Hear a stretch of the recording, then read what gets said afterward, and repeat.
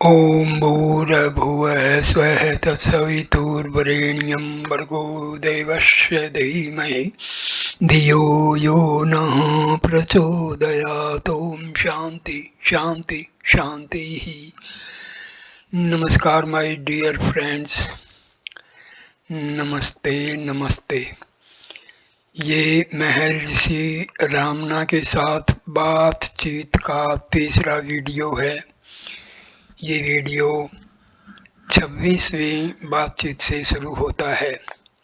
भक्त भगवान रमण महर्षि को प्रश्न कर रहा है, हमें मन की वास्तविकता अर्थात इसका मूलभूत कारण अथवा सत्य का जो मन के रूप में प्रकट होता है किस प्रकार पता लगेगा।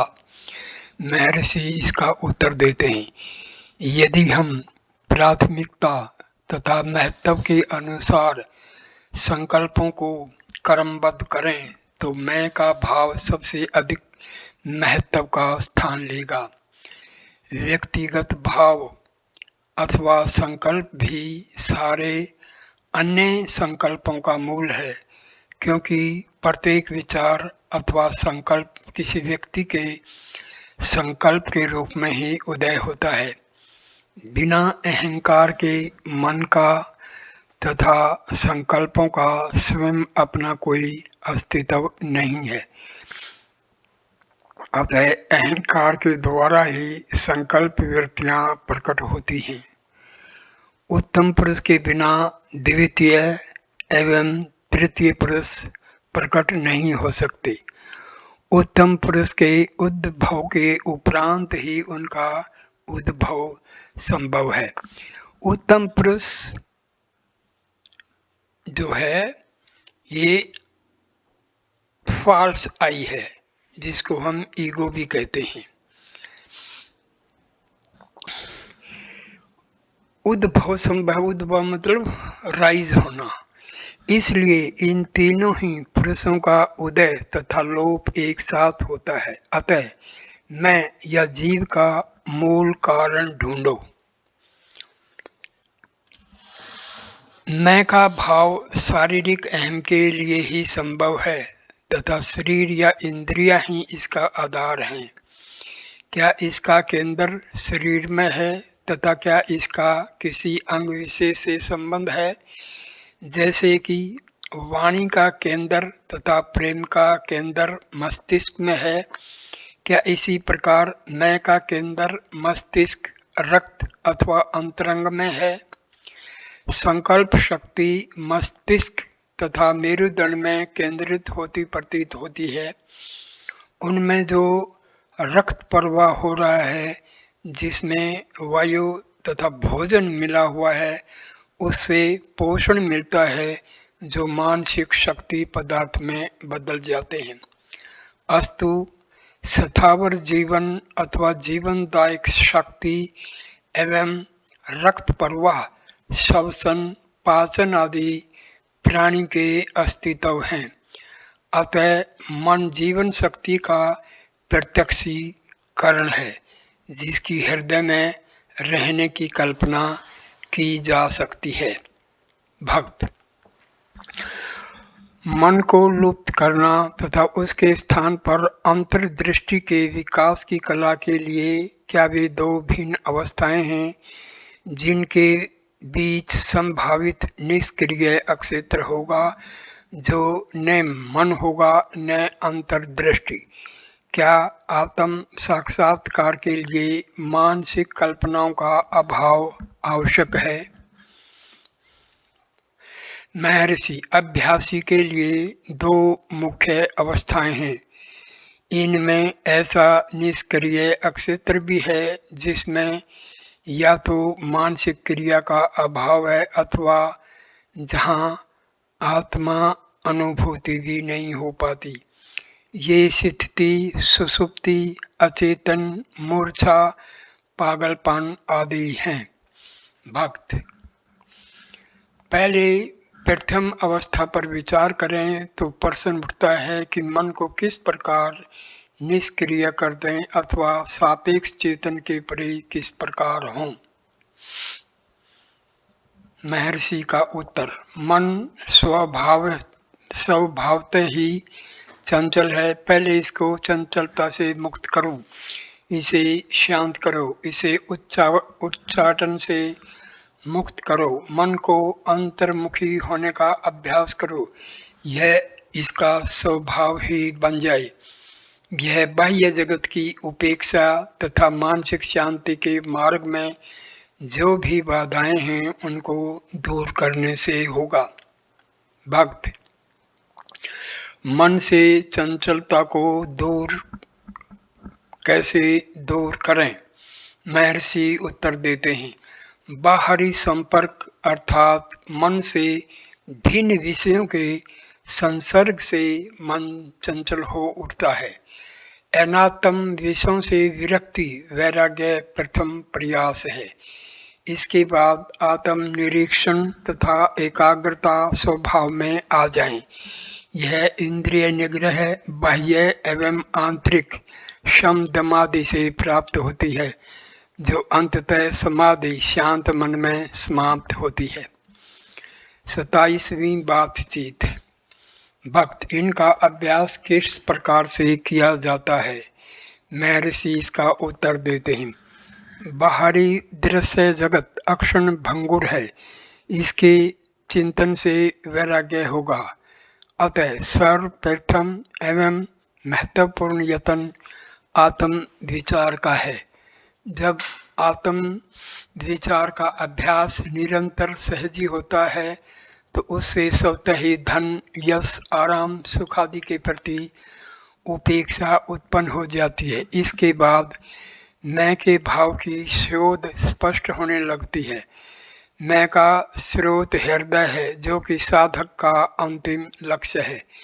कदाचित आत्मविचार का मार्ग साधक के स्वाभानुकूल न हो तो उसे किसी इष्ट के प्रति भक्ति भाव धारण करना होगा। इष्ट चाहे ईश्वर हो, गुरु हो, मानव जाति हो, आदर्श आचारों के नियम हो, चाहे सौंदर्य का भाव ही हो। यदि इनमें से कोई भी साधक को अपनी पकड़ में ले लेगा तो अन्य राग अक्षीण होते जाएंगे, अर्थात वैराग्य की वृद्धि होगी। इससे अपने इष्ट में आस्था दृढ़तर होती जाएगी तथा अंत में पूर्ण दृढ़ हो जाएगी। इस प्रकार एकाग्रता स्वतः ही एवं सूक्ष्म रूप से उदय होगी। भावावेश तथा प्रत्यक्ष बाह्य सहायता हो या न हो, आत्म विचार तथा भक्ति के अभाव में प्राकृतिक शांति प्रद प्राणायाम का अभ्यास किया जा सकता है। इसे योग मार्ग की संज्ञा दी गई है। यदि प्राण जाने का भय हो तो सारे प्रयास प्राण की रक्षा के लिए किए जाते हैं।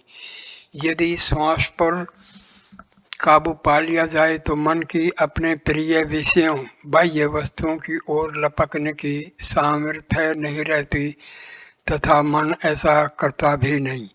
इस प्रकार श्वास निरोध की अवधि में मन को विश्रांति प्राप्त होती है। श्वास तथा इसके नियमन पर पूरा ध्यान लगा रहने से रुचि अन्य ओर नहीं जाती। वासना के उद्वेग के साथ अनियमित श्वास प्रश्वास तथा शांति व विश्राम के साथ शांत तथा नियमित श्वास प्रश्वास का योग है ही। वास्तव में उल्लास का आवेग उतना ही कष्टदायक होता है जितना दुख का, तथा दोनों अवसरों पर श्वास उद्विग्न हो जाता है। वास्तविक शांति का ही नाम आनंद है। इंद्रिय सुख आनंद नहीं है। अभ्यास से मन ठीक होता है और शुद्ध होता जाता है, जिस प्रकार उस्तरा सान पर घिसने से पैना होता जाता है। तब मन आंतरिक तथा बाह्य समस्याओं को अधिक सरलता से हल कर पाता है।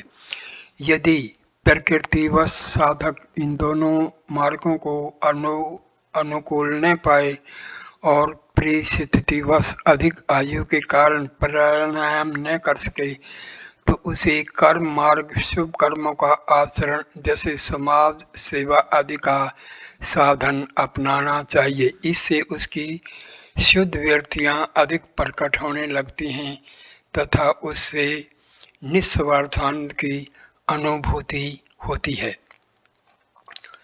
उसका संकुचित अहम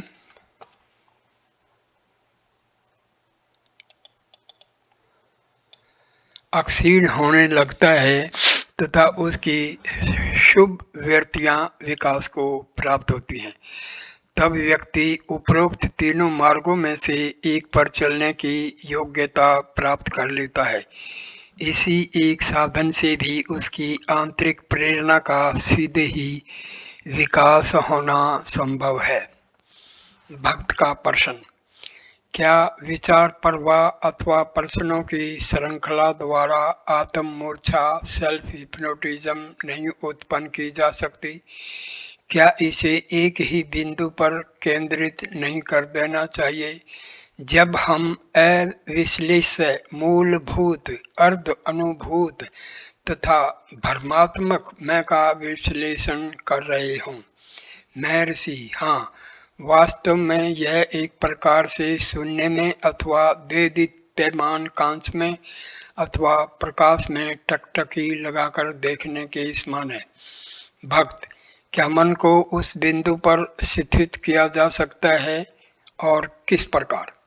महर्षि: यदि मन भ्रमित हो तो तुरंत अपने से यह प्रश्न करो, यह भ्रांत संकल्प किसको उत्पन्न हो रहे हैं? यह तुम्हें पुनः तत्क्षण ही मैं आत्मभाव तक ले जाएगी। भक्त: मन को हृदय में कितने समय तक ठहराया अथवा रोका जा सकता है? महर्षि: यह समय अभ्यास से बढ़ता जाता है। भक्त: इस अवधि के बाद क्या होता है? महर्षि का उत्तर: मन वर्तमान की सामान्य अवस्था में लौट आता है। हृदयगत एकत्व के स्थान पर विविध दृश्य जगत दृष्टिगोचर होने लगता है। इसे बहिर्गमनोन्मुख मन कहा जाता है। हृदयोन्मुख मन को शांत मन कहते हैं। भक्त: क्या यह सारी प्रक्रिया बौद्धिक स्तर पर ही है अथवा इसका प्रत्यक्ष अनुभव भी होता है? महर्षि: प्रत्यक्ष अनुभव होता है। भक्त: मन के हृदय में स्थित होने पर वृत्तियां क्यों कर शांत हो जाती हैं? महर्षि: यह संकल्प शक्ति तथा गुरु के उपदेशों की सत्यता में दृढ़ आस्था से संभव होता है। भक्त: इस प्रक्रिया से क्या लाभ है? महर्षि: पहला, इच्छा शक्ति पर विजय अथवा एकाग्रता का विश्वास। दूसरा, वासनाओं पर विजय अर्थात वासना रहित होना। तीसरा, समताओं के विकास में वृद्धि अभेद दर्शन अर्थात सबके प्रति समानता। भक्त का प्रश्न: विचारातीत बिंदु पर विचार कर यह आत्म मूर्छा क्यों की जाए? अन्य पद्धतियों का साधन क्यों नहीं किया जाए? जैसे प्रकाश में लक्ष्य लगाना, प्राणायाम, संगीत श्रवण, आंतरिक ध्वनियों का श्रवण तथा प्रणव अथवा अन्य मंत्रों का उच्चारण। महर्षि का उत्तर: प्रकाश आदि में लक्ष्य लगाने से मन निष्क्रिय होकर अल्पकाल के लिए इच्छा शक्ति को मूर्छित कर देता है, पर कोई स्थायी लाभ नहीं होता। प्राणायाम भी इच्छा शक्ति को केवल थोड़े समय के लिए शक्तिहीन कर देता है। ध्वनि श्रवण के फल भी इसी प्रकार के हैं। जब तक कि मंत्र पवित्र न हो तथा विचारों की शुद्धि तथा उनके विकास के लिए किसी उच्चतर शक्ति की सहायता न प्राप्त करे। 28वां बातचीत। भक्त: चित्तवृत्ति निरोध तथा प्राणायाम में क्या संबंध है? महर्षि: विचार, बौद्धिक तथा श्वसन, रक्त प्रवाह आदि कर्म से मानसिक तथा शारीरिक प्रक्रियाएं उसी व्यक्तिगत जीवन के दो भिन्न पहलू हैं। दोनों ही जीवन पर आधारित हैं अथवा अलंकारिक शब्दावली में जीवन में सन्निहित हैं। व्यक्तिगत भाव तथा अन्य विचार उसी जीवनी शक्ति से ही उत्पन्न होते हैं। यदि श्वास तथा अन्य प्राण धारक प्रक्रियाओं को बलपूर्वक दबा दिया जाए तो संकल्प भी शांत हो जाते हैं। यदि संकल्पों को बलपूर्वक शमन कर एक बिंदु पर केंद्रित कर दिया जाए तो श्वास की प्राण धारक प्रक्रिया शांत होते होते केवल जीवन प्रवाह हो इतने सूक्ष्म स्तर पर आकर ठहर जाती है। दोनों ही अवस्थाओं में चित्त को चंचल करने वाले संकल्प कुछ समय के लिए शांत हो जाते हैं। यह पारस्परिक क्रिया अन्य प्रकार से भी प्रकट होती है। जीने की इच्छा को ही लीजिए, यह संकल्प शक्ति है। जब जीवन की अन्य प्राण धारक प्रक्रियाएं लगभग समाप्त हो चुकी हों तो भी इस शक्ति के बल पर ही प्राणों को कुछ समय तक रोका जा सकता है तथा मृत्यु को कुछ काल के लिए टाला जा सकता है। इस इच्छा शक्ति के अभाव में मृत्यु तीव्र गति से आती है। इस कारण यह माना जाता है कि संकल्प शक्ति से ही शरीर में प्राण रहते हैं तथा वही एक शरीर से दूसरे शरीर में प्रवेश करता है। भक्त 1. एकाग्र होने। 2. व्याकुलता के निवारण के क्या साधन हैं? महर्षि, शरीर में आमाशय तथा दूसरे अंग उत्तेजना से मुक्त रखने होते हैं, इसलिए भोजन की मात्रा तथा उसके प्रकार में संयम रखना होता है। अनुत्तेजक पदार्थों का सेवन करना होता है तथा मिर्च, अधिक नमक, प्याज, मदिरा तथा अफीम आदि का निषेध आवश्यक होता है।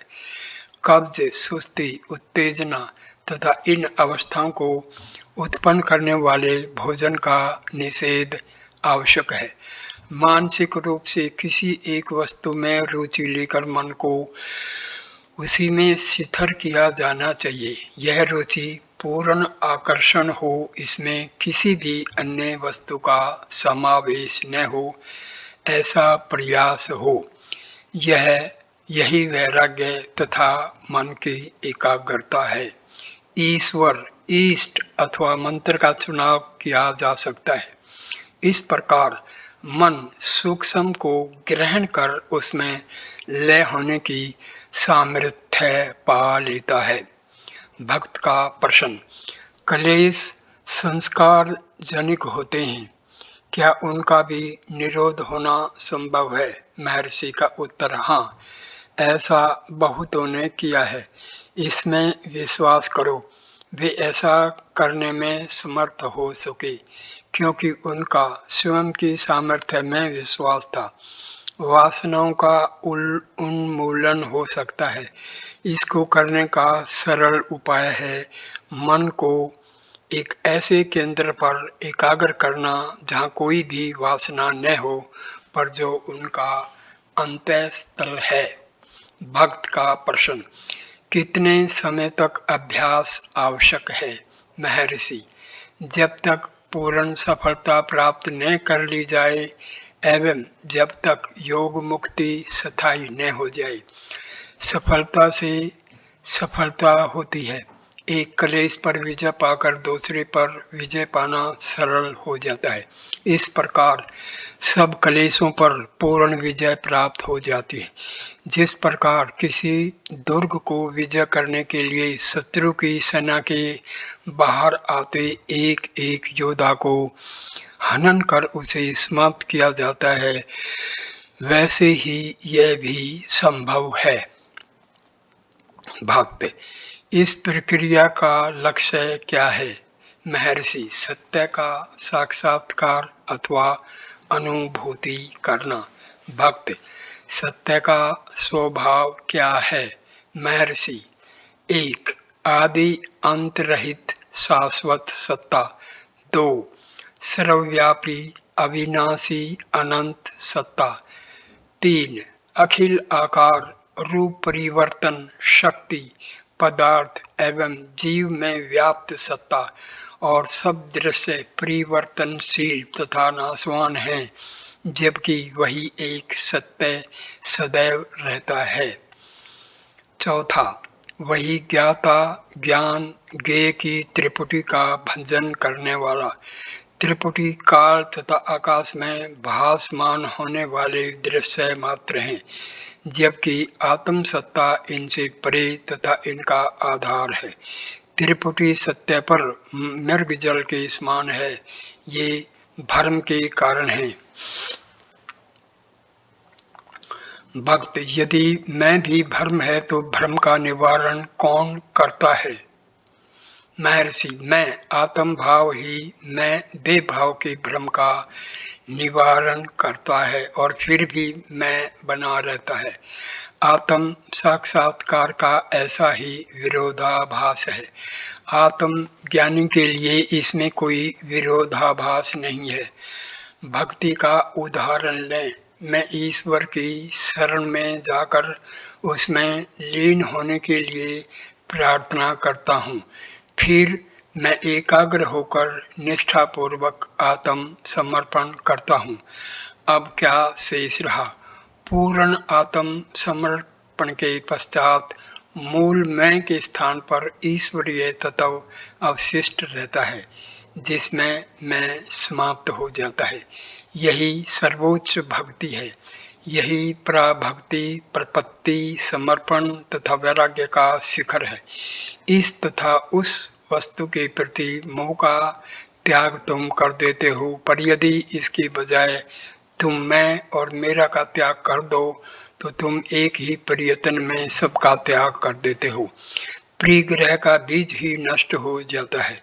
इस प्रकार विकार पूर्णतया निर्मूल हो जाता है अथवा उसकी जड़ ही समाप्त हो जाती है। इसके लिए अत्यंत तीव्र वैराग्य की आवश्यकता है। इसके लिए ऐसी व्याकुलता होना चाहिए जितनी कि जल में डूबे हुए मनुष्य में ऊपर आकर प्राण बचाने की होती है। भक्त का प्रश्न, क्या गुरु तथा ईष्ट देवता की सहायता से इसमें आने वाली कठिनाई एवं परिश्रम को सरल बनाना संभव नहीं? क्या वे हमें अपने स्वरूप के दर्शन कराने की शक्ति नहीं प्रदान कर सकते हैं तथा इस प्रकार हमें अपने जैसा बना आत्म साक्षात करा सकें? महर्षि, इस मार्ग में तथा गुरु तथा इष्ट देवता सहायक हैं, बहुत बड़े सहायक हैं, किंतु सहायता तभी प्रभावशाली होती है जब तुम स्वयं भी प्रयास करो। तुम्हारा स्वयं का पुरुषार्थ अनिवार्य है। सूर्य को तुम्हें स्वयं ही देखना होगा। क्या चश्मा अथवा सूर्य तुम्हारी ओर से देखने का काम कर सकते हैं?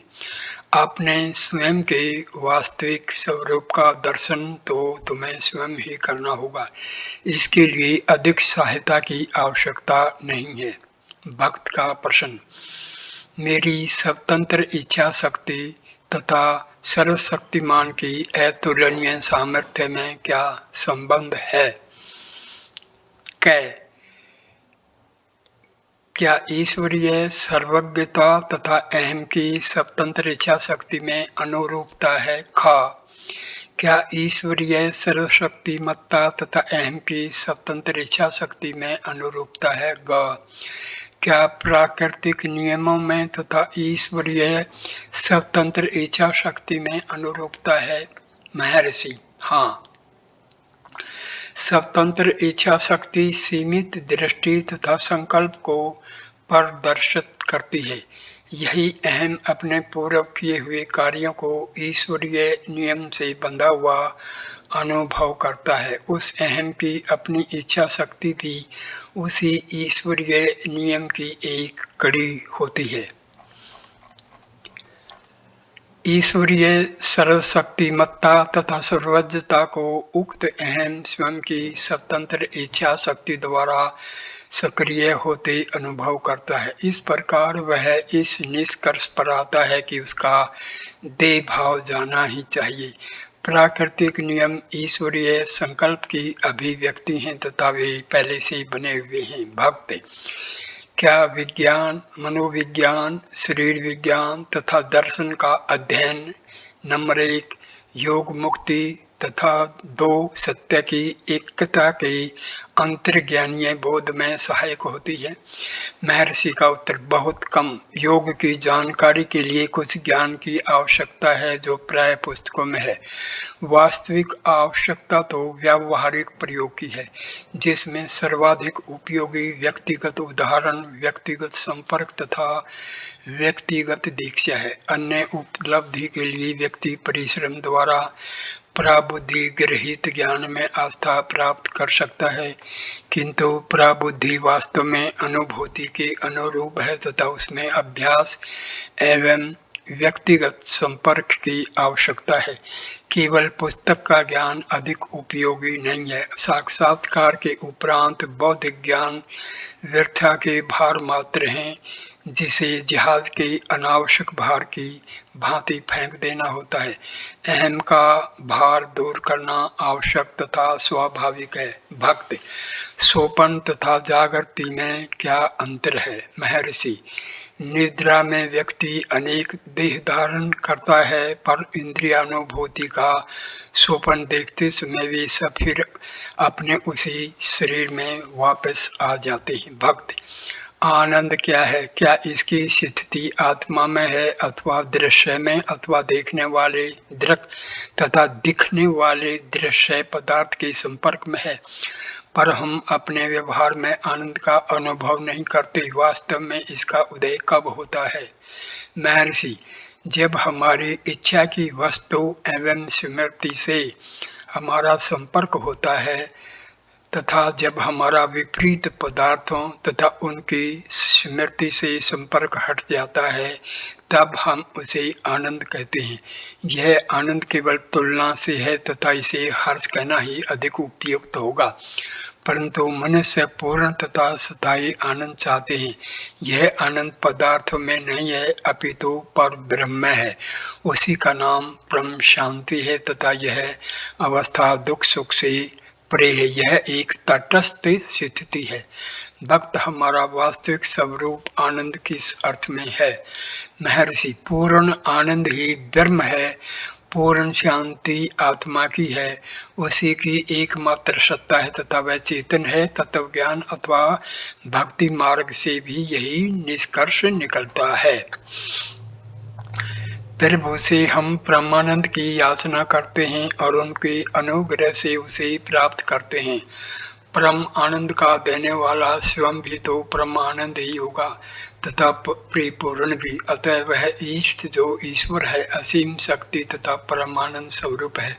ब्रह्म पूर्ण अव्यक्त एवं आनंद है, जो ईश्वर से अपना निज आनंद प्राप्त करना चाहते हैं। आध्यात्मिक दृष्टि से वे शब्द ही आनंद स्वरूप हैं।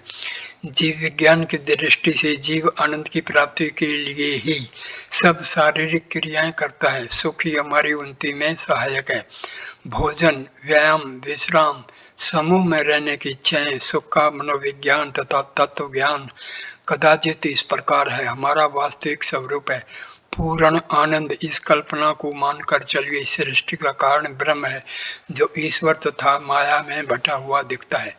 इस माया के दो भाग हैं, परा जो आधार तत्व है तथा अपरा जिसमें पंच तत्व तथा मन, बुद्धि एवं अहंकार 8 तत्व आते हैं। अहम की पूर्णता सहसा तब भंग होती है जब किसी वस्तु का अभाव प्रतीत होता है तथा किसी वस्तु की इच्छा अथवा कुछ कार्य करने की कामना उत्पन्न होती है।